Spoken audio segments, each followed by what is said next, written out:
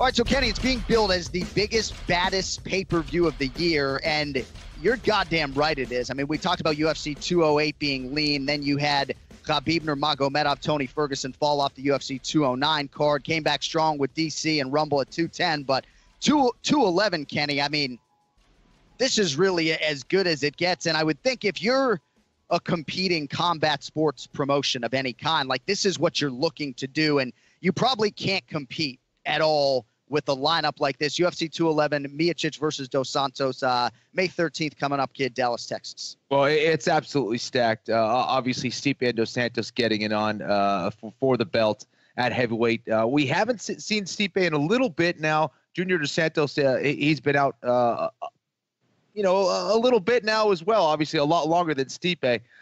In and out, obviously, has had injuries.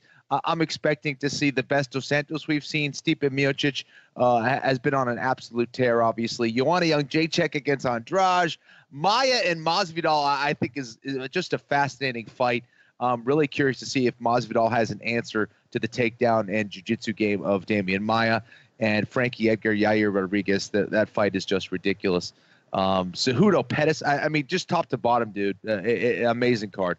You just can't do any better. And Chaz Kelly, Jason Knight, that's on prelims. FX, also Eddie Alvarez and Dustin Poirier, the featured prelim there. But we're getting 7 picks from you next week. So today at least wanted to skim the surface a little bit on the main card. So you touched on the heavyweight championship. Stipe Miocic, Junior Dos Santos, rematch, the first fight December of 2014. Absolute classic over 5 rounds. Really held up as one of the better fights of that year. And I think right now when you look at this division, Kenny, with respect to Alistair Overeem, Fabricio Verdum, Cain Velasquez, Francis Ngannou. This is the best heavyweight fight, I think, that can be made right now. 2 guys in their prime. Stipe has obviously been more active dating to that first meeting. I think JDS has only fought twice since, but yeah. I think this is as good as it gets right now in the heavyweight division, and I'm really excited to see it play out. I'm not convinced we're going to see 25 minutes again. I think you're going to get a finish this time around, but really excited to see, these 2 consensus 1 and 2 in the world run it back in a couple weeks. Well, their first match was a definite classic. Obviously, back and forth. I actually had Stipe winning. I know right. Junior got his hand raised. I thought Stipe was going to get the nod. It was very, very close. It was one of those fights that you really can't argue either way. And I know that Stipe is very motivated to prove that he was the better guy that night. Right. Dos Santos is a guy that can end the fight, obviously, in an instant. The speed that he has still in the heavyweight division is probably one of the best. When it comes down to the hands, I think he probably has the fastest hands in the division. Hits extremely hard, obviously moves very well. And I think this change to American Top Team is going to serve him well. And in a weird way, him being away for so long, I think it's allowed his body to recover. He's had a lot of crazy fights. Obviously, the one with Stipe went 25 hard minutes. His wars against Cain Velasquez. I mean, he kind of needs to take that time off. I think he deserves it. I think he's going to be better because of it. He's a very dangerous fighter. I just think that Stipe, with his wrestling, his ability to mix things up, he's going to have that threat of the takedown. And we saw what that threat of the takedown did to Dos Santos. He tends to not let his hands go as much. I'm curious to see if he's made any of those adjustments since the Velasquez and the last fight against Stipe. So JDS has fought just twice since that first fight, last of which more than a year ago, main event decision win over Ben Rothwell. I think that was Croatia. And then, of course, the loss to Alistair Overeem, December of 2015. So they'll run it back in a couple weeks, and that's going to be interesting to see what Stipe Miocic can do. I think, Kenny, the first fight, not only did he think, as you did, that he won the fight, but I think it was a big source of confidence for him, proving that against a guy who was a former champion that he could be the #1 guy in the world. And then, of course, he went out and did that. He's 4-0, 4 knockouts since that fight. So very interesting to see if the more active guy will have any sort of advantage that way. What do you think these guys think about, Kenny, when you see a heavyweight championship like boxing had over the weekend, classic fight between Joshua and Klitschko? I mean, do you think these guys see 90,000 plus at Wembley Stadium and think, I'd be competitive there? And how competitive do you think they'd be? Geez, against one of those guys? Yeah. I mean, Dos Santos, he could box, man. He definitely can box. I think if he just focused on boxing alone, I think Stipe as well, I think they can definitely do some damage in the heavyweight boxing division. As they are right now, I don't know if they can contend with someone like Joshua. or Klitschko for that matter. I mean, Klitschko obviously a little bit older. I think he's past his prime. I think they would do well against those guys. Yeah. Whether they can go out there and be world champions in that sport, obviously, I think it would take time. But of those two guys, and you look at the rest of the heavyweight division, these are the two guys that would be the front runners to be able to do it, because especially Dos Santos, with how fast his hands are.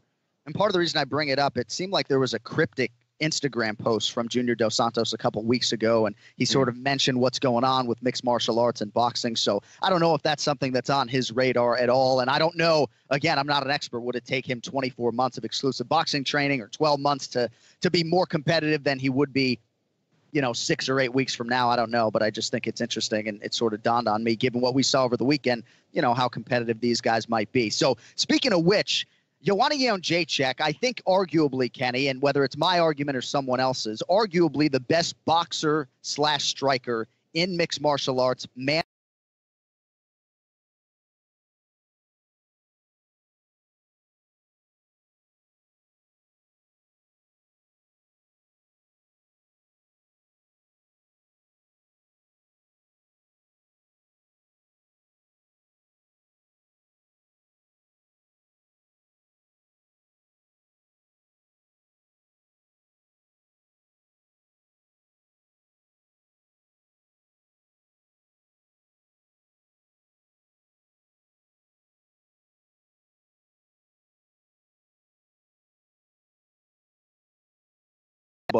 I mean, she's an absolute beast, a phenomenal striker. There's no doubt about that.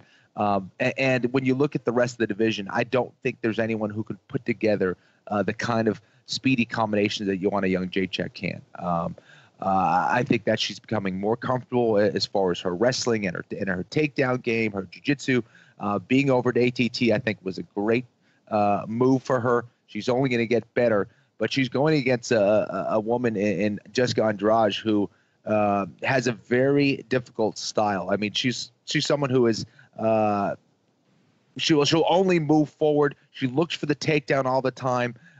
We saw Joanna deal with the takedown game early against Gedalia. Definitely had to battle back to get back to her feet. Ate a lot of shots there. Andrade hits harder than Gedalia. There's no doubt about that, especially with her ground and pound. It's absolutely brutal. She's going to be bigger than Joanna, so I think a very interesting challenge for Joanna champion. I was surprised to look up last week that Jedrzejczyk has had 5 of her 7 UFC wins go the distance. The last 3 have gone the full 25. I mean, you think, Kenny, about how much damage she has doled out to have gone, hours in the octagon over her last 4 or 5 fights. On the other side, Andrade, she's been finished in 4 of her 5 pro losses. So that does bear watching. I mean, we talk a lot about Andrade's finishing ability and how powerful she is, but some would suggest maybe this is a prime opponent for Jedrzejczyk to get the finish that has eluded her over her past 3 fights. So 3-0 for Andrade in this division, 2 finishes, a couple of bonuses here at 115 pounds. Now, she could have had this title shot prior to the Angela Hill fight last December. At one point, her camp actually told Brian Stan that if they did get this Jedrzejczyk fight, and this was prior to her fighting Angela Hill, that they would bring in Joanna's former coaches and some of her training partners from Poland and have them be a part of her training camp. I'm not sure at this point whether or not that happened. We'll try to find out, obviously, between now and May 13th. But I think, Kenny, she knows it's going to take a special performance. She's going to need all hands on deck if she's going to do what at least no woman in MMA has done to this point to beat Joanna Jedrzejczyk.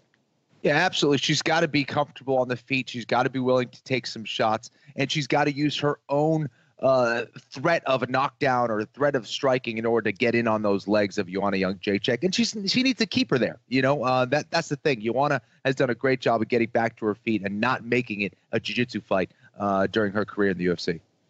All right, also on this massive pay-per-view, Demian Maia, Jorge Masvidal, welterweight title eliminator here. Tyron Woodley, champ camp is underway. He says he's fighting in July. Not sure how either Maia or Masvidal would feel about a quick turnaround, depending, of course, upon how this fight goes down. But fascinating matchup here, obviously, Kenny, Maia versus Masvidal. And I think for Gamebred, you got to give him a lot of credit, right? I mean, nobody's calling out Demian Maia. I guess you've seen increasingly Kamaru Usman has called out Demian Maia, and now that he's the consensus #1 contender, the call-outs are going to come. But for Gamebred, man, there are easier fights, man. Even Stephen Wonderboy Thompson, to me, is a far easier matchup for Masvidal than Demian Maia. Your thoughts on what Gamebred can do to do what no one at 70 has done against Demian Maia?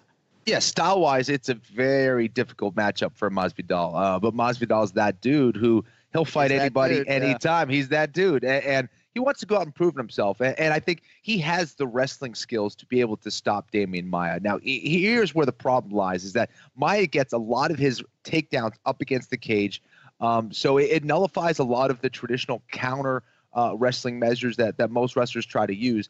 Maia uses that cage extremely well. He takes the back off of there. If you prevent the takedown, he has a sneaky little attack where he goes right to your back. And he's going to be much bigger than Masvidal. You know, it's not like it's, you know, your typical 170 against your typical 170. Masvidal was fighting at 155. Maia, of course, an elite middleweight at one point in his career. He's going to be huge. He's going to be a lot bigger than Masvidal. I think where Masvidal can get it done is with his wrestling skills. If he can keep his feet moving and be able to get out of those clinch positions that Maia is so good at, he's going to have a huge advantage on the feet. There's just not many strikers that can deal with Jorge Masvidal. Masvidal does everything extremely well. Yeah. I think his jiu-jitsu is good for the most part against most people in that division, but most people aren't Demian Maia.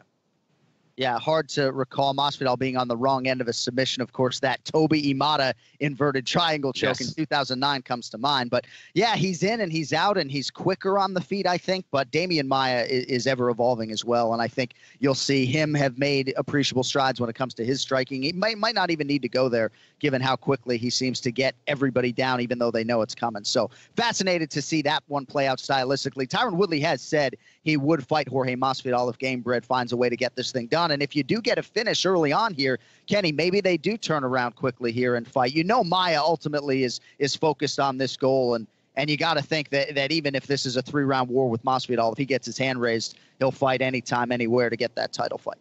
Yeah, absolutely. And that's what Jorge said as well. He said it doesn't matter if they're a teammate, whatever. If it's for the belt, he's going to fight, and he's going to fight him like he doesn't know him. All right, Frankie Edgar, Yair Rodriguez, fascinating fight, and it's interesting how it came together, and you'll see this on the watch list for UFC 211. I just shot it in Kansas City with Sean Shelby and Mick Maynard. But essentially, there's this backdrop of Frankie Edgar saying that the UFC is trying to push Yair Rodriguez. And at least as far as Sean Shelby has said, Yair Rodriguez essentially is the one that made this fight. He asked the UFC for this fight, and there are certainly a lot of people that would like an opportunity to fight a guy who's ranked 1 or 2 in the world, but it seems like Yair was really the impetus for this fight being made, not necessarily that the UFC is trying to have Yair make his name off of the future Hall of Famer Frankie Edgar. I find that very interesting. That's something I did not know. I think it shows what kind of confidence Yair Rodriguez has when he's calling out Frankie Edgar, a guy who is a sure win for a Hall of Famer. But, you know, Frankie Edgar is tough, man. I don't know if Yair has gone against a guy with kind of experience and wrestling skills of Frankie Edgar. So just that alone, I think, is really interesting to see. Is Yair Rodriguez the real deal? I mean, beating a guy like BJ Penn, yes, it's impressive because of what BJ has done, but BJ certainly isn't in his prime. I think we're kind of waiting to see how good Yair Rodriguez really is. If he beats a guy like Frankie Edgar, then you know what? No one can say anything. This guy would be ready for a title shot. And I also think just because of how many fans he'd bring in from Mexico, again, I said this before, I know it's at 145, but this might be a fight for Conor McGregor somewhere down the line to maybe come down to 145 again and fight someone like a Yair Rodriguez. I know he doesn't have the belt at 145 right now, but I think that's one of those fights that maybe down the line could be in a stadium kind of fight, you know, with the kind of fans that they bring in the picture. I hear you on the stadium. It certainly would have to be at 55. I think there's as much of a chance as Kenny Florian making 145 pounds again in his life. As Conor? Yeah, I really do at this point. And I will say, if recent Instagram posts are any indication, Conor looks to be extremely lean and in outstanding shape. But I just think it's a long shot for him to get to 45. But certainly, Kenny, I mean, there would be momentum for that type of show and a show of that magnitude. Frankie Edgar, obviously, there are easier outs and easier people to call out at 145 pounds. Yair has said he feels sort of disrespected that Frankie seems to think that they're trying to push him as this young contender. So it's going to be interesting to see these guys stare down. I mean, both of them are inherently respectful martial artists. And Yair says all the time, if you followed his career, that he has no bad blood or animosity towards anyone. Ultimately, he's got his eyes on the prize, and Frankie Edgar is the quickest path to that goal. So he says first round flying knee knockout. Wow. That's what his mother wants. So we'll see. I mean, Frankie Edgar, without a weapon, that's going to be very hard to do, but certainly his flying knee is a big weapon. So yes. Frankie Edgar, Yair Rodriguez, and then the main card begins at UFC 211 on pay-per-view. Henry Cejudo versus Sergio Pettis. And I sold it off the top, Kenny, as the UFC did, as the biggest, baddest pay-per-view of the year. And in the context of what we saw over the weekend in boxing and Joshua and Klitschko, massive fight that couldn't have delivered more. Some people calling it the greatest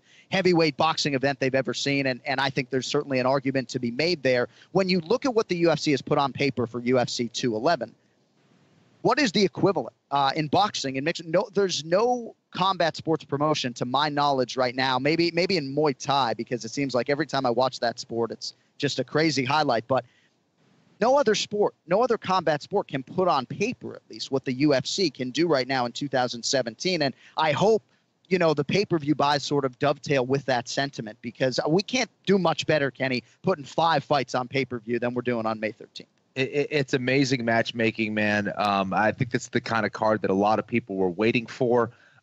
Certainly the best card of the year. There's no doubt about that. And the final thing I'll say on it is that a lot of fans wonder, man, why is UFC 211 in Dallas so stacked? Save something for us in Oklahoma City or wherever else we're going. And oftentimes this isn't really by design by the matchmakers. I don't know if we brought this up on the podcast last week, but sometimes it's just the perfect storm. Fighters get healthy. Obviously, the first quarter's been pretty lean. Now a lot of these guys are returning to health. Stipe didn't defend the title during the first quarter, so a lot of things are coming together, and as such, you have UFC 211. So it'll be exciting to get back at it Saturday, May 13th. Ken Flo next week will be giving you predictions on Miocic dos Santos, Jedrzejczyk Andrade, Maia Masvidal, Edgar Rodriguez, Cejudo Pettis, and Alvarez Poirier. Oh, no, we're going to make you pick Skelly night 2. So 7 picks for Ken Flo coming up next week here on the Anakin Florian podcast.